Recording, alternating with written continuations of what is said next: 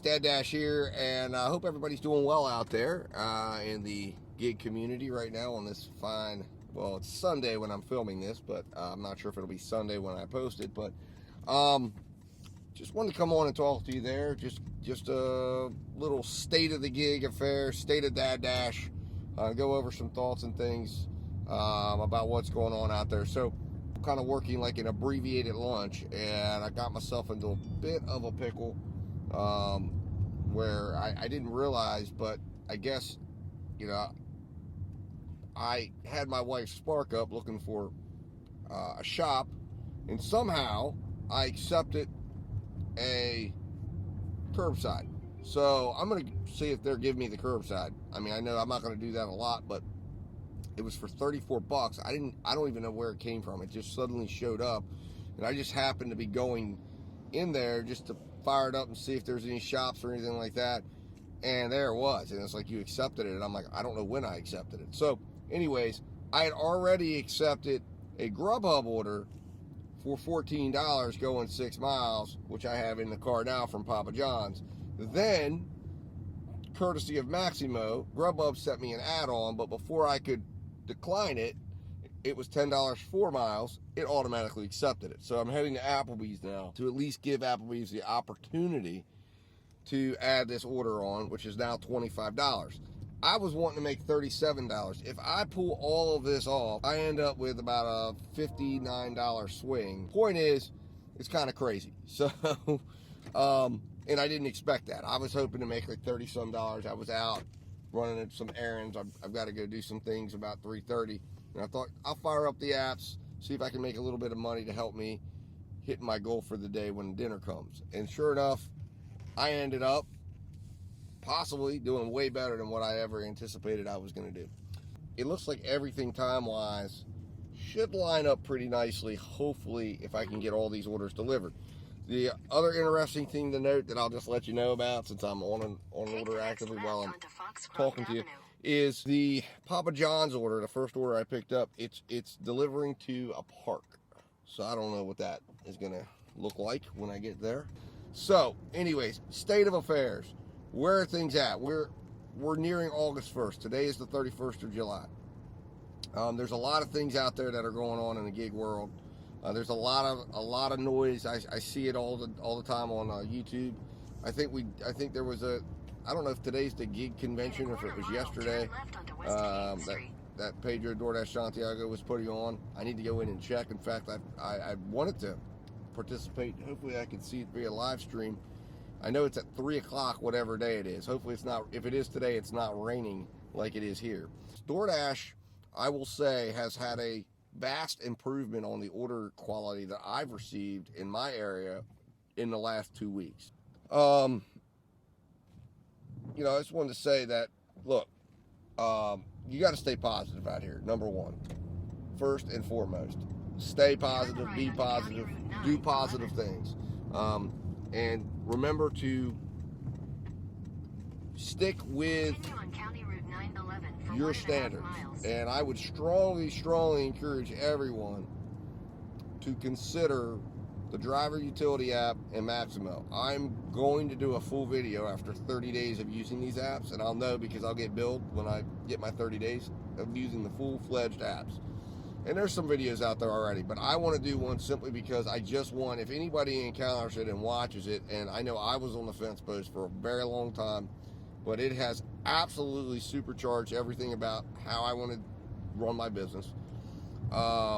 Changed my entire mindset on it. And I have to say, Middleton Technologies, what they've done here, what they've provided, the only thing I haven't tried of theirs is the Amazon Flex bot app that they have, and I'm very strongly considering getting involved with that.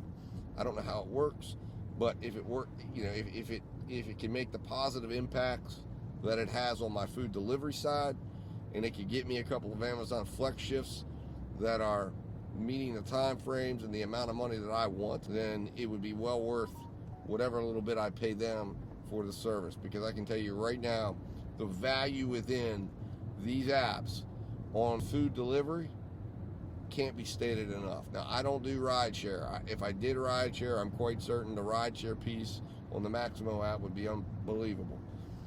What I would like to see them do is maybe just add in Grubhub and Uber Eats over on the driver utility app and just make it all one nice big piece that we can just have. And I would even just say, hey, I'll pay $15 to have it all a month. I'm already doing the $4.99, but I'd love to have the functionality of being able to have all the stats kept in one area. That would be very valuable, and the restaurant information all in one area. So I'm not having to worry about looking at 2 different apps. I could just go in and know right away, hey, look, what's this restaurant look like overall between Grubhub, DoorDash, Uber Eats. I mean, it's just what the driver utility app keeps track of and does is really, really awesome. It says here the address is in Macy's Logistics. Oh, Macy's Logistics. Okay. Well, I'm right near there. That makes sense. That's why I wasn't sure, because I'm actually near the Macy's plant. So I can go there now and hopefully get this figured out on how I can get it delivered. But yes, I'm right near the Macy's Logistics plant. I'm actually, because I dropped off, that makes sense why they had me drop off the first one where they did. But, okay, so it's Macy's Logistics plant? Yes, it is. All right, awesome. Thank you so much. I made both deliveries actually successfully. So we have booked the $25, ended up coming in at like a $33 order value. So that's really good. Just as I got done with the second part of the delivery, the Walmart order is now ready. So we're going to see if we can pull this off. Now, a couple things to note. It was not at a park. I got done with the first part of the order and realized as I was pulling up the GPS, the park that I was at, I couldn't understand why it had me go past it. I'm glad I didn't, force anything into what I thought was going on, and because it turned out it was actually at a Macy's logistics plant, a fulfillment plant that's right up near where I was at. So it made perfect sense with exactly why they gave me the orders they did, but it ended up ending perfectly. So we got that $25 in, easy peasy. That was a great order. I'm glad I took it. I believe there's a gig conference going on either today or it happened yesterday. Let's see. You know what? Let's see. Oh, people were showing up at like 1. So right. It looks like the gig conference was yesterday. I missed it, but that's okay. I was going to watch it or try to tune in at the live stream because I think there was a live stream or something that was going to be available. But anyways, I'm not sure about all that. I mean, how do you make $50 in an hour and a half in the gig economy? This is how you do it. This is what the gig work is about, guys. Going out here and finding the work, letting it come to you, working when you're out running errands, monetizing the gaps in your day, the downtime in your day, and turning it into money, and then helping yourself help you. And that's what it's about, man. And everybody's got their own reasons and purpose for doing it, but that's what it's about. But the state of the gig economy right now, look, we're still in a summer slowdown. Things are slow, things are crowded. I still stand by my projections and belief that the crowd will thin out. It's going to, because there's not going to be enough for everyone to make what they need to make. And eventually they're going to go find something else. It's just natural. It's a natural state of things. And then those that are around, those that are using the tools to be successful, those that are studying the data, figuring out what it takes for them to be successful and what they need, and going out and being motivated to figure out what they need to do to get there, will be the ones that stick around. They will be the ones that win in the end. You and I and everybody else that's out there that's doing things their right way. See, and that's the other thing you got to understand is, like, I can't tell you the right way to do what you need to do to be successful, because I don't know what your situation is. What I can tell you is the foundations of success are figuring out your own personal costs, and then figuring out what you need to make to offset those costs, and figuring out if your market will be able to do it, and if your market can't do it, can you find a market that can? I'll leave you there with that.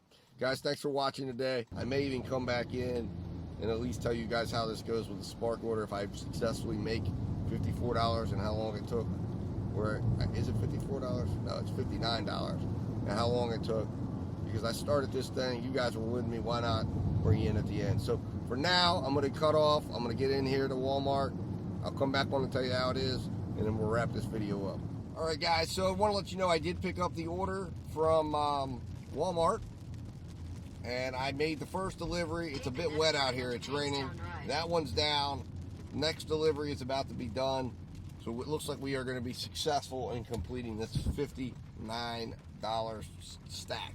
All right, guys, DoorDash back here. We're going to go ahead and conclude this video, which turned into I guess, kind of like a mini ride along. Made the delivery, took a grand total of 89 minutes to complete this entire delivery. 4 deliveries, 2 with Spark, 2 with Grubhub, both of them stacked, or app stacks, I guess, that were stacks that were created by the apps themselves.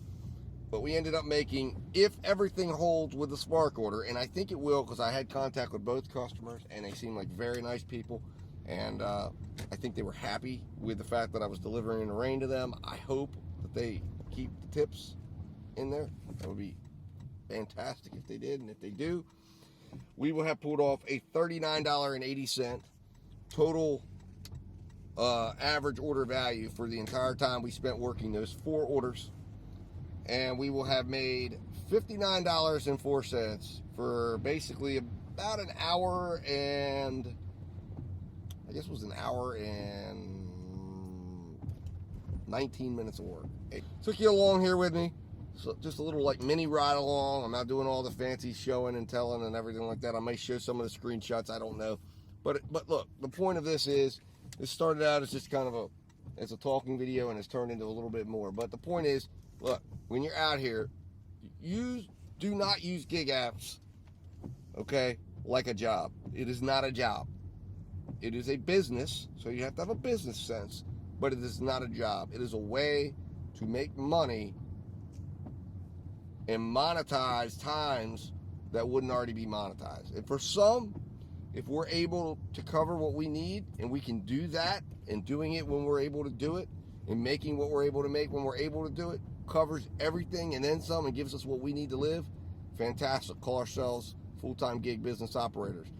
However, if you're working, if you're a 9 to 5, if you're working a W-2 job, listen, there's a place for you here, right? Learn the apps. You still need to put some time in. You still need to learn it.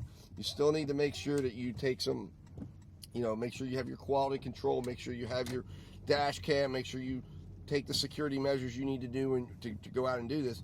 But if you do all those things, you can create streams of income that can really help you and change things. And especially in times right now when we're inflationary times and money is harder to come by, going out and having the ability to do things close to home, controlling your miles, knowing how to control your expenses, and you can go make an extra $50 or $100 in a day, or make $300-400 extra a week. That can make huge differences, guys. It can be a savings account. It can be an investment account. It can be the difference between whether or not, you have what you need to do with the kids. It can be, I understand it all. It can be, sport fees, equipment fees, vacations. I mean, all the little extras. The gig economy solves those. And if you have a positive mindset and a positive approach, it can help you in a big way. Anyways, guys, done with this conversation. I appreciate you guys. If you stuck with me to the end and you're hearing this outro, thank you so much. I'll be back with ride-alongs and tips, tricks, strategies, order breakdowns, earning reviews. I'm going to be coming back with all that stuff here. Stay tuned to the channel. Get subscribed now. Turn notifications on. I want to show you what it's really like out here for gig business workers in the gig business economy. Not the, I'm not cutting any corners. This is about entertainment, but it's also about showing you. I want to be, if I'm discovered by someone who's thinking about getting in it or is in it and needs to figure it out and know what to do, I'm going to show you what I do. It's not the best. It may not be the end all be all, but seeing what other people do, seeing what I do and what it translates into earnings, it will help you get better. Learning, knowledge is the key to helping you formulate your strategy so you can go out and make the money that you need, whether it's a part-time, full-time, or whatever time basis that you want to use gig business apps to do so. Thanks for watching, guys. Stay safe, be profitable, make money, and I'll talk to you soon.